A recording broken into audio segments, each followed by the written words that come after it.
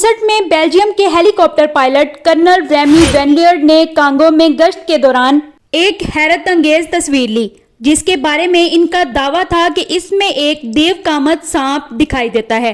Video شروع کرنے سے پہلے آپ میرے چینل کو سبسکرائب کر لیں اور بیل آئیکن کو پریس کر دیں تاکہ آنے والی ہر ویڈیو کا نوٹیفیکیشن آپ کو ملتا رہے۔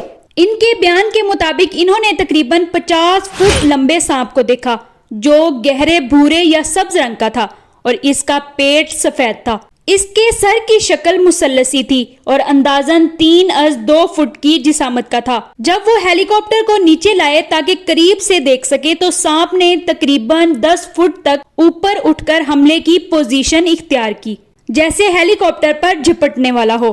وینلیئرڈ نے جو تصویر لی وہ بعد میں کچھ افراد کے مطابق مستند مانی گئی، مگر اتنے بڑے سانپ کی شناخت اور موجودگی آج تک ثابت نہیں ہو سکی۔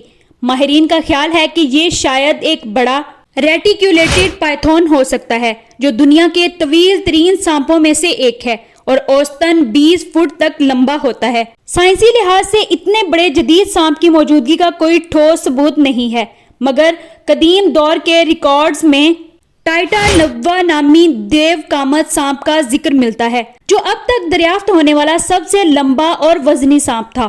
2009 میں شائع ہونے والی تحقیق کے مطابق ٹائٹانووا تقریباً 4 کروڑ سال پہلے ایویسین دور میں پایا جاتا تھا اور 45 سے 50 فٹ تک لمبا ہو سکتا تھا۔